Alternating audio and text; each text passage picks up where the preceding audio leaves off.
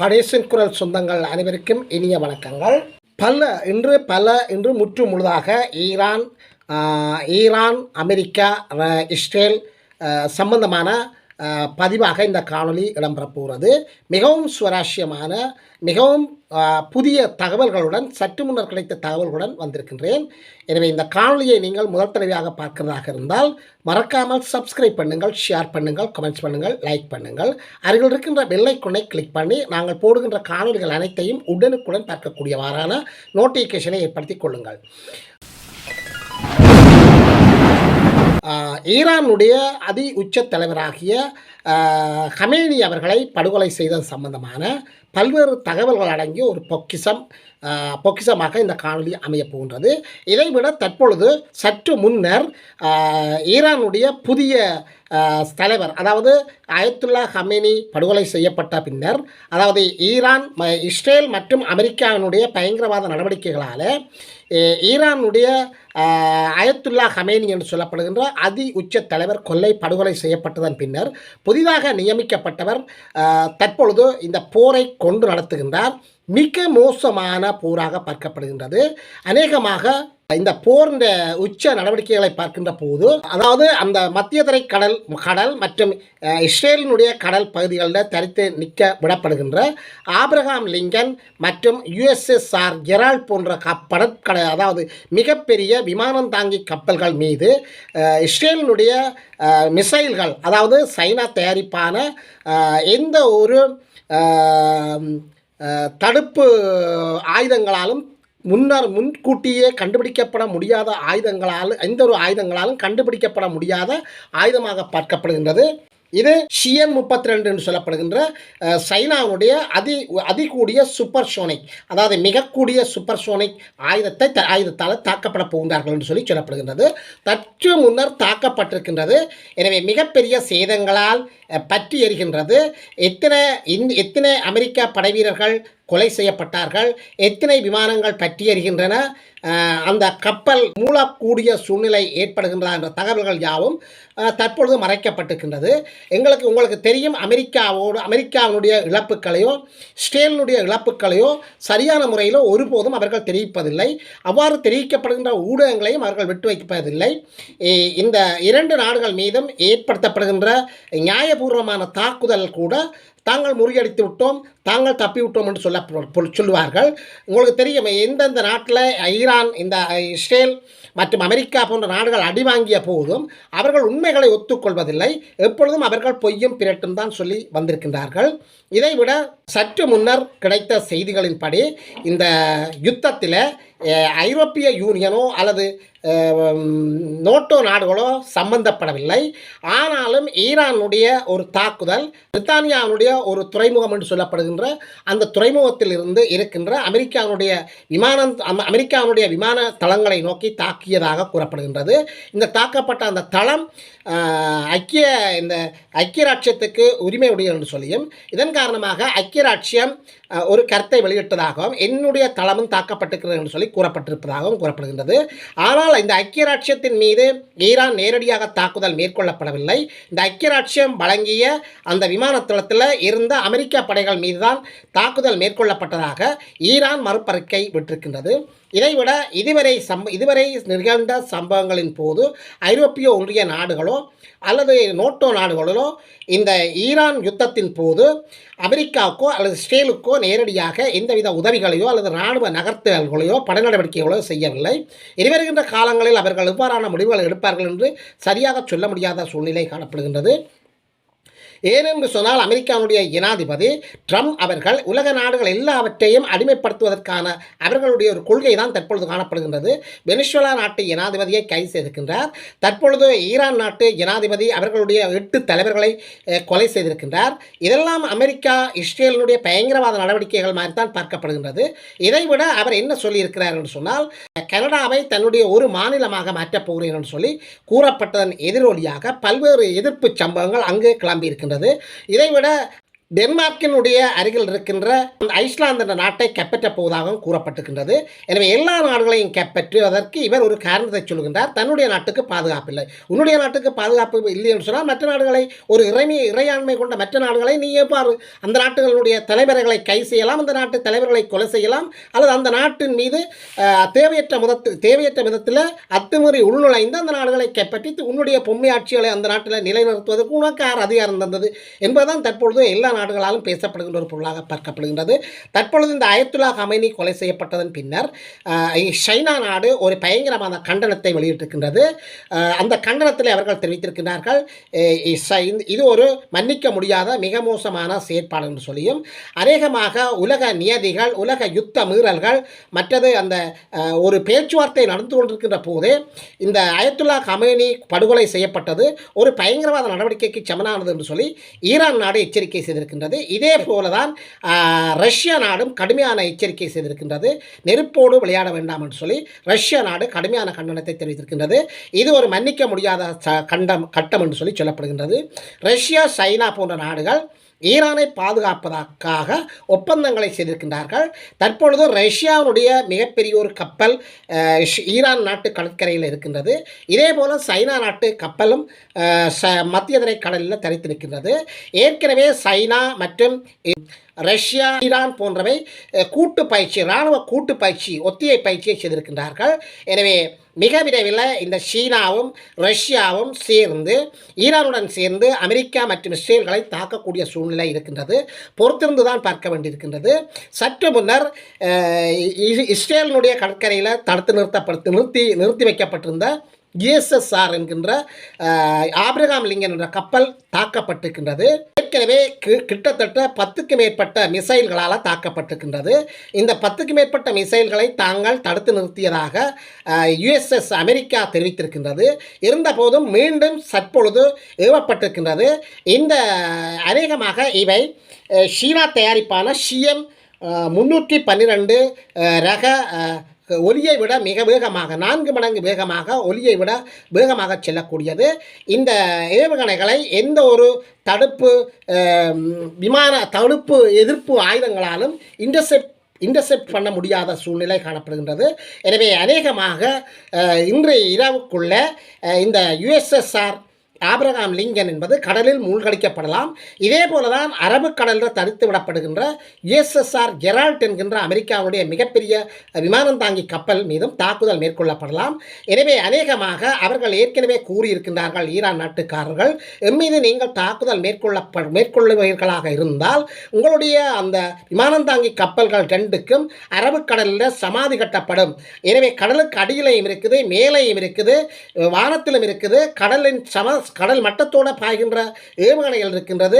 ஒரே நேரத்தில் நூற்றுக்கணக்கான மிகச்சிறிய படகுகளில் சென்று தாக்கக்கூடிய தற்கொலை படையினர் இருக்கின்றார்கள். இதைவிட தற்கொலை படகுகள் இருக்கின்றது. எனவே அனைத்தும் தமிழீழ விடுதலை புலிகளை பின்பற்றி செய்யப்பட்ட ஒரு போர் உத்திகளாகவும் போர் உபாயங்களாகவும் பார்க்கப்படுகின்றது. விடுதலை புலிகளில் இருந்து பல்வேறு நாடுகள் தங்களை பாதுகாத்துக் கொள்வதற்காக பல்வேறு போர் உத்திகளை பின்பற்றி இருக்கின்றார்கள். இது சைனா ஒரு போர் உத்தியாக பார்க்கப்படுகிறது. இதே போலதான் அந்த உக்ரைன் சண்டையின் போதும் ரஷ்யாவுடைய பல கப்பல்கள் உக்ரைனால் தற்கொலை படகுகளை பயன்படுத்தி மூழ்கடிக்கப்பட்டிருப்பது உங்கள் அனைவருக்கும் தெரிந்தபடியாம். எனவே இதே போலதான் எதிர்காலத்திலும் இந்த USSR ஜெரால்ட் என்கின்ற அமெரிக்காவுடைய விமானம் தாங்கி கப்பல் மற்றும் USSR ஆப்ரகாம் லிங்கன் என்கிற 2 கப்பலும் கடலில் சமாதி கட்டப்படும். எந்த ஒரு நாட்டின் மீதும் படை நடவடிக்கை எடுப்பதற்காக அமெரிக்கா அச்சுறுத்தும் 2 ஆயுதங்கள், ஒன்று நியூக்ளியர் வெப்பன்ஸ் அதாவது அணு ஆயுதங்கள், இன்னொன்று இந்த 2 விமானம் தாங்கி கப்பல்கள். இந்த விமானம் தாங்கி கப்பல்களில் ஒன்றுதான் ஆப்ரகாம் லிங்கன். இது மிகப்பெரிய பல ஒரு நகரத்தையே கடலில் நடமாட விடுகின்ற ஒரு அளவுக்கான ஒரு சக்தி வாய்ந்த கப்பல் என்று சொல்லப்படுகின்றது. எனவே இந்த கப்பல்கள் 2ஐயும் வைத்திருந்து நியூக்ளியர், இந்த கப்பல்களில் ஏற்கனவே அணு ஆயுதங்கள் இருக்கின்றது. பல இன்டர்செப்ட் அதாவது இடைமறுத்தி தாக்கக்கூடிய, அதாவது எதிர்நாடுகளிலிருந்து வரப்படுகின்ற ஆயுதங்கள் அனைத்தையும் இடையில் தடுத்து கடலில் வீழ்த்தக்கூடிய அந்த பாதுகாப்பு அரண்கள், அதாவது தாட் என்கின்ற தாட் போன்ற பல்வேறு எதிர்ப்பு ஆயுதங்களும் இந்த விமானத்தில் இருக்கின்றது. எதிரி நாட்டிலிருந்து வருகின்ற எந்த ஒரு ஆயுதங்களையும் இடையிலே அடித்து விடக்கூடிய சூழ்நிலை காணப்படுகின்றது. ஆனபோதும் இவற்றையும் அடித்து உடைத்து உள்நொறுங்கி இந்த விமானங்களை துவம்சம் செய்யக்கூடிய ஆயுதங்களும் தற்பொழுது ஈரான் வசம் இருப்பதாக பல்வேறு ஆய்வாளர்கள், இராணுவ ஆய்வாளர்கள் கருத்து தெரிவித்திருக்கின்றார்கள். இந்த யுஎஸ்எஸ்ஆர் லிங்கன் என்கின்ற அந்த கப்பலை வைத்துத்தான் அண்மையில் வெனிசுலா நாட்டினுடைய ஜனாதிபதி மாதுரோ என்கின்ற அவரையும் அவருடைய மனைவியையும் தூக்கி சென்றிருக்கின்றார்கள். இது ஒரு கேவலமான அருவருப்பான செயலை அமெரிக்கா செய்திருக்கின்றது. இதற்கு பிறகுதான் தற்பொழுது இந்த யுஎஸ்எஸ்ஆர் ஆபிரகாம் லிங்கன் மற்றும் யுஎஸ்எஸ்ஆர் ஜெரால்ட் 2 கப்பல்களையும் கொண்டு வந்து மத்திய தரைக்கடலில் நிறுத்திவிட்டு பல லட்சக்கணக்கான ஆயுதங்களை கொண்டு வந்து இந்த சீனா இந்த ஈரான் நாட்டை சுற்றி இருக்கின்ற அரபு நாடுகளினுடைய பல்வேறு தளங்களில் குவித்திருக்கின்றார்கள். இப்பொழுது இந்த ஆயுதங்கள், இந்த குவிக்கப்பட்ட ஆயுதங்கள், குவிக்கப்பட்ட இராணுவ வீரர்கள், விமானங்கள் யாவும் இந்த அரபு நாடுகளை சுற்றி இருக்கின்ற காரணத்தால் இந்த நாடுகள் மீது மேற்கொள்ளப்பட்டு பல நூற்றுக்கணக்கான அமெரிக்கா வீரர்களை படுகொலை செய்திருக்கின்றார்கள் ஈரான் நாட்டுக்காரர். இதை நியாயமாகவும் சரியாகவும் பார்க்கப்படுகின்றது. சில நாடுகளில் இந்த ஈரான் நாடு செய்வதை சரி என்று சொல்லி அந்த நாடுகளிலேயே இருக்கின்ற பல மக்கள் மகிழ்ச்சி ஆரவாரம் செய்து காணொலிகளை வெளியிட்டிருக்கின்றார்கள். சில நாடுகளிலே, அரபு நாடுகளில் சில மக்கள் கைது செய்யப்படுவதாக கூறப்படுகின்றது. ஈரானுடைய தாக்குதலை அவர்கள் மகிழ்ச்சி ஆரவாரம் செய்து அவர்கள் பாராட்டியபடியால் அவர்கள் கைது செய்யப்படுவதாக கூறப்படுகின்றது. பல அரபு நாடுகளில் பல நூற்றுக்கணக்கான பொதுமக்கள் கைது செய்யப்படுவதாக கூறப்படுகின்றது. ஏனென்று சொன்னால் ஈரான் செய்கிறது சரி, எங்கள் நாட்டில் இருக்கின்ற அமெரிக்க தளங்கள் மீது ஈரான் ஆயுதங்களை அடித்து அவர்களை கொள்கின்றார்கள், எனவே இது ஒரு மகிழ்ச்சியான செய்தி என்று சொல்லி அந்த அரபு நாடுகளில் இருக்கின்ற பல்வேறு நாடுகளைச் சேர்ந்த முஸ்லீம்கள் மகிழ்ச்சி ஆரவாரம் செய்து அதை காணொலியாக வெளியிட்டதன் காரணமாக அவர்கள் கைது செய்யப்பட்டு வருகிறார்கள் கூறப்படுகின்றது. ஓமான் நாட்டில் கூட பல்வேறு தாக்குதல்களை இந்த ஈரான் மேற்கொண்டு வருகின்றது. ஈரானை சுற்றி இருக்கின்ற ஓமான், பஹ்ரைன், ஐக்கிய அரபு எமிரேட், கட்டார், குவைத், அப்படி பல்வேறு நாடுகள் மீது ஈரான் தாக்குதலை மேற்கொண்டு வருகின்றது. இந்த தாக்குதல் அனைத்து இராணுவ ஆய்வாளர்களாலும் சரி என்று சொல்லியும் நியாயமாகவும் பார்க்கப்படுகின்றது. ஏனென்று சொன்னால் இந்த நாடுகள் தான் ஈரானை அழிப்பதற்கு, ஈரானை சுற்றியிருக்கின்ற இந்த நாடுகள் தங்களுடைய நாடுகளில் அமெரிக்காவுடைய படைத்தளங்களையும் படை வீரர்களையும் ஆயுதங்களையும் விமானங்களையும் வைத்து அதே நேரத்தில் இவற்றை தடுக்கின்ற விமான எதிர்ப்பு ஆயுதங்களை வைத்துக்கொண்டு அமெரிக்காவுக்கு பாராட்டி கொண்டிருக்கின்றார்கள். எனவே இந்த வேலையைத்தான் ஈரான் ஏற்கனவே அறிவித்திருந்தது. ஐக்கிய நாடுகள் சபையினுடைய அதிகாரிக்கு அறிவித்திருந்தது. எங்கள் மீது ஏதாவது தாக்குதல் நீங்கள் நடத்துவதாக இருந்தால் நாங்கள் உடனடியாக எங்கள் நாட்டை சுற்றி அமைந்திருக்கின்ற பல்வேறு அரபு நாடுகள் மீது தாக்குதல் நடத்துவோம். அந்த நாடுகளினுடைய எமக்கு எதிரான எதிரிகள் மீது எதிரிகள் தங்கியிருக்கின்ற எந்த இடங்களாக இருந்தாலும் அவை தாக்கப்படும் என்று சொல்லப்படுகின்றது. இதன் விளைவாகத்தான் சவுதி அரேபியா மற்றும் கட்டார் போன்ற நாடுகளில் இந்த இராணுவ வீரர்கள் தற்பொழுது தப்பி ஓடி அந்த கட்டார் நாடுகளில் இருக்கின்ற அந்த நட்சத்திர கோட்டல்கள் வழியாக தப்பி தலைமறைந்து தங்கள் உயிர்களை காப்பாற்றுவதற்காக ஓடிக்கொண்டிருக்கின்றார்கள். மிகப்பெரிய ஒரு கேவலமாகவும் அருவருப்பாகவும் உலக நாடுகளால் பார்க்கப்படுகின்றது. அமெரிக்க இராணுவ வீரர்கள் ஈரானுடைய அடி தாங்க முடியாமல் அந்த இராணுவ முகாம்களில் இருக்கின்ற ஆயுதங்கள், விமானங்கள் அனைத்தையும் விட்டு துணியக்கானம் என்று சொல்லி தப்பி தலைதறிக்க ஓடி அந்தந்த நாடுகள் இருக்கின்ற நட்சத்திர விடுதிகள், கோட்டல்கள் தான் தங்கியிருக்கின்றார்கள். ஏனென்று சொன்னால் நட்சத்திர விடுதிகளையும் கோட்டல்களையும் ஈரான் தாக்காது என்று சொல்லி இவர்கள் நினைத்திருக்கின்றார்கள். ஆனால் இந்த தகவல் கூட ஈரானுக்கு துல்லியமாக கிடைத்திருக்கின்றது. இங்கே பாருங்க, இந்த கோட்டலில் இத்தனை ஆமிக்கார் தங்கியிருக்கின்றார்கள், இந்த நட்சத்திர விடுதியில் இத்தனை ஆமிக்கார்கள் தலைதறிக்க ஓடி தப்பி இருக்கின்றார்கள் என்று சொல்லி அந்த இடங்களில் கூட இப்பொழுது ஈரானுடைய மிசைல்கள், சூப்பர்சோனிக் ஏவுகணைகள் எல்லாம் அடித்து துவம்சம் செய்து அவர்களை கபலீகரம் செய்து கொண்டிருக்கின்றது. எனவே மிகவும் ஒரு மகிழ்ச்சியான செய்தியாக பார்க்கப்படுகின்றது. இதைவிட ஓமன் நாட்டுக்காரர் ஒரு கூப்பாடு போட்டிருக்கின்றார்கள். இடையப்பா, நாங்கள் தான் உங்களுக்கெல்லாம் சமாதானம் செய்ய வந்தாங்க, நீங்களே எங்களை மீது கை வைக்கிறீர்கள் என்று சொல்லி அதற்கு ஈரான் திருப்பி சொல்லியிருக்கின்றது, நீங்கள் சமாதானமாக செய்ய வைத்தீர்கள், நீங்கள் எங்களை கொண்டு போய் நயவஞ்சக விலையில் அமெரிக்காவிடம் இஸ்ரேலிடம் மாட்டி விட்டிருக்கிறீர்கள்.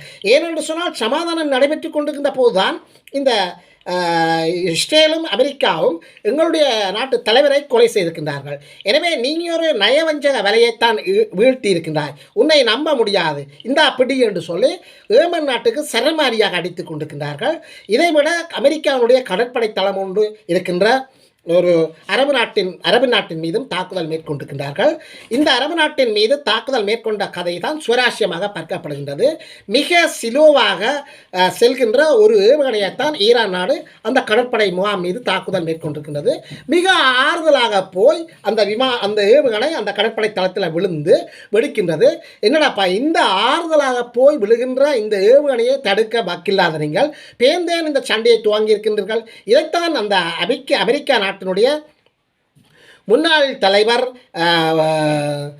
பில் கிளின்டன் கூட கிழித்து வாத்திருக்கின்றார் அமெரிக்காவுடைய தற்போதைய ஜனாதிபதியை. ஏனென்று சொன்னால், நீங்கள் போய் அரபு நாடுகளில் முகாம்கள் அமைத்திருக்கிறீர்கள், இராணுவ வீரர்களை தங்க வைத்திருக்கிறீர்கள், ஆயுதங்களை குவித்திருக்கிறீர்கள். எனவே இந்த அரபு நாடுகளை பாதுகாப்பதற்காகத்தான் இந்த தளங்களை அந்தந்த இடத்துல நீங்கள் நிறுத்தியிருக்கின்றீர்கள். இப்பொழுது உங்களுடைய நிறுத்தப்பட்ட அந்த இராணுவத்திலேயே பாதுகாக்க வக்கில்லாத நீங்கள் பேர்ந்த இந்த அரபு நாடுகளை நீங்கள் காப்பாற்றப் போகிறீர்கள். எதிர்காலத்தில் உங்களை நம்பி யாராவது தளங்கள் தருவார்களா என்று சொல்லி இந்த அமெரிக்காவுடைய முன்னாள் ஜனாதிபதி பில் கிளின்டன் தற்போதைய ஜனாதிபதியான டொனால்ட் ட்ரம்பை கிழித்து தொங்கவிட்டிருக்கின்றார். எனவே ஒரு திட்டமிடப்படாத ஒரு மிக கேவலமான திட்டமிடப்படாத ஒரு தாக்குதல் நடவடிக்கையை தான் இஸ்ரேலும் அமெரிக்காவும் செய்திருக்கின்றார்கள். இவர்கள் செய்கின்ற போது இவர்கள் இப்படி நினைத்திருக்கின்றார்கள், தாங்கள் தலைவர்கள் மாறி அழைத்து விட்டால், அதாவது அயத்துல்லா கமேனி மற்றும் பாதுகாப்பு அமைச்சர் மற்ற அந்த ICCR என்று சொல்லப்படுகின்ற ஈரானுடைய மிக பலம் வாய்ந்த பல லட்சம் வீரர்களை கொண்ட அந்த இராணுவ தளபதிகளையும் கொலை செய்திருக்கின்றார்கள். எனவே இவர்களை கொலை செய்த போது அந்த அந்த ஈரான் நாடு மொத்தமாக குழப்பமடைந்து கொலாப்ஸ் ஆகிவிடும், அதாவது வீழ்ந்துவிடும், சரணடைந்து விடும் தான் நினைத்தார்கள். ஆனால் அப்படி நடக்கவில்லை. அதாவது ஏற்கனவே இப்பொழுதும் அயத்துல்லா கமேனி நின்று ஓர்டர் பிறப்பிப்பது போலதான் அந்த நாட்டினுடைய அனைத்து செயற்பாடுகளும் நடைபெறுகின்றது. என்ன ஏவுகணையை அடித்துக் கொண்டிருக்கின்றார்கள், சுற்றி இருக்கின்ற அரபு நாடுகள் மீது அடித்துக் கொண்டிருக்கின்றார்கள். அந்த நாடுகளில் இருந்த அரபு நாட்டு தலைவர்கள் தப்பியோடி கொண்டிருக்கின்றார்கள். அரபு நாடுகளில் இருக்கின்ற அந்த இராணுவத்தினர் தப்பியோடி எங்கெங்கே தங்கியிருக்கின்றார்களோ அந்த இடங்கள் கூட திருப்பி அடித்துக் கொண்டிருக்கின்றார்கள். இதைவிட இந்த தாக்குதலில் நேரடியாக ஈடுபட்ட இஸ்ரேல் நாட்டின் மீது டெல் அவிவ் தீப்பற்றி எரிந்து கொண்டிருக்கின்றது. அங்கு பல ஒலியை விட வேகமாக செல்கின்ற சூப்பர்சோனிக் மிசைல்கள் அந்த நாட்டில் பல இடங்களில் விழுந்து வெடித்து சிதறி கொண்டிருக்கின்றது. ஈரான் இந்த இஸ்ரேல் நாடே தீப்பிழம்பாக எரிந்து கொண்டிருக்கின்றது. இஸ்ரேல் நாட்டினுடைய ஜனாதிபதி பெஞ்சமின் நெத்தன்யாஹூ தப்பி ஓடிக்கொண்டிருக்கின்றதாக செய்திகள் வெளியாக இருக்கின்றது. அமெரிக்கா ஜனாதிபதி எந்த நாட்டுக்கு தப்பி ஓடிவிட்டாரோ என்பது ஒரு தெரியாத புதிராக தான் இருக்கின்றது. தற்பொழுது ஆபிரகாம் லிங்கன், அதாவது உலகத்தை அச்சுறுத்தி நடுநடுங்க வைக்கின்ற ஆபிரகாம் லிங்கன் என்கின்ற அந்த கடற்படை விமானம் தாங்கி கப்பல் பல ஆயிரக்கணக்கான வீரர்களை கொண்ட பல ஆயிரக்கணக்கான வெடிமருந்துகள், ஏனை அணுகுண்டுகளை கொண்ட பல தடுப்பு ஏவுகணைகளை கொண்ட அந்த பல நூற்றுக்கணக்கான விமானங்களை கொண்ட பல தாக்குதல் விமானங்களை கொண்ட அந்த கப்பல் மீது தாக்குதல் மேற்கொண்டிருக்கின்றார்கள். அந்த கப்பல் தற்பொழுது தீப்பற்றி எரிந்து கொண்டிருப்பதாக கூறப்படுகின்றது. இந்த கப்பல் எங்கே தரித்து நிற்கிறது என்று சொன்னால், இந்த கப்பலை மிக நீண்ட தூரத்தில் கிட்டத்தட்ட 300 மைல்களுக்கு அப்பால் இருக்கின்ற இஸ்ரேல் நாட்டினுடைய கடற்கரையில் நிறுத்தி இருக்கின்றார்களாம். இதை கூட நீங்கள் எங்கு சென்றாலும் உங்களை தப்ப விட மாட்டோம், இந்த அப்படி இந்த வாங்க என்று சொல்கிற மாதிரி ஈரான் அடித்து கொண்டிருக்கின்றது. தற்பொழுது புதிய ஆன்மீக தலைவராக என்ற அயத்துல்லா கமேனிக்கு பிறகு புதிய இன்னொரு கமேனி ஒருவர் பொறுப்பை ஏற்றிருக்கின்றார். இவர் அயத்துல்லா கமேனியுடைய ஒரு மகன் என்று சொல்லப்படுகின்றது. எனவே அயத்துல்லா மகேனி 10 அடி பாய்ந்தால் இவர் 20 அடி பாய்வார் போன்ற செய்திகள் தான் தெரிவிக்கின்றது. இவர் என்ன சொல்லியிருக்கின்றார் என்று சொன்னால், இனி எவருக்கும் அஞ்ச மாட்டோம், எவருக்கும் அடிதான், எந்தவித கட்டுப்பாடுகளும் இல்லாமல் அவர்கள் தாக்கப் போகின்றார்கள். ஏனென்று சொன்னால், இந்த யுத்தத்தில் போர்க்குற்ற விதி மீறலை முதலில் மேற்கொண்டவர்கள் இஸ்ரேலும் அமெரிக்காவும் தான். ஏனென்று சொன்னால் பேச்சுவார்த்தை நடத்தி கொண்டிருக்கின்ற சந்தர்ப்பங்களிலேயே அந்த பேச்சுவார்த்தைக்கு முக்கியமாக இருக்கின்ற தலைவர்களை படுகொலை செய்திருக்கின்றார்கள். எனவே இது ஒரு மிகப்பெரிய அப்பட்டமான குற்ற மீறல், உலக நியதிகளை மீறிய செயல். எனவே இதே போல நாங்களும் மீறுவோம் என்று சொல்லி இந்த புதிய தலைவர் ஒரு ஓர்டர் பிறப்பித்திருக்கின்றார். தற்பொழுது நேற்றைய தினம் வரையும் கருப்பு கொடி ஏற்றப்பட்டிருந்தது ஈரான் நாட்டினுடைய அனைத்து பிரதேசங்களிலும். தற்பொழுது இந்த கருப்பு கொடி இறக்கப்பட்டு ஈரான் நாட்டினுடைய மிகப்பெரிய கோவில் என்று சொல்லப்படுகின்ற அவர்களுடைய அந்த முஸ்லீம்களுடைய தேவாலயத்தில் இப்பொழுது உச்சத்தில் சிவப்பு கொடி பறந்து கொண்டிருக்கின்றது. அனைத்து சுவர்களும் சிவப்பு மயமாக கீறப்பட்டு வர்ணம் பூசப்பட்டு கொண்டிருக்கின்றது. அனைத்து வீடுகளிலும் சிவப்பு கொடிகள், அனைத்து இல்லங்களிலும் சிவப்பு கொடிகள், அனைத்து அலுவலகங்களிலும் சிவப்பு கொடிகள் ஏற்றப்படுகின்றது. இந்த சிவப்பு கொடி ஏற்றினாலே நாங்கள் அனைவரும் தெரிந்து கொள்ள வேண்டிய ஒரு புதிய விடயம் என்னென்று சொன்னால், இனி அனைவரையும் பழி வாங்குவோம். நாங்களே எங்களுடைய தலைவர்களை சாகடித்துவிட்டு நீங்கள் நிம்மதியாக வாழ முடியாது. உங்கள் அனைவரையும் எங்கு சென்றாலும் துரத்தி அடிப்போம். இந்த வேலையைத்தான் இப்போ சவுதி, குவைத் போன்ற நாடுகளில் அமெரிக்க இராணுவத்தினர் பழுத்து கொண்டிருக்கின்றார்கள். அமெரிக்க இராணுவத்தினர் எங்கு சென்று எங்கு தங்கி இருந்தாலும் நிம்மதியாக இருக்க முடியாத சூழலிலேயே ஈரான் ஏற்படுத்தியிருக்கின்றது.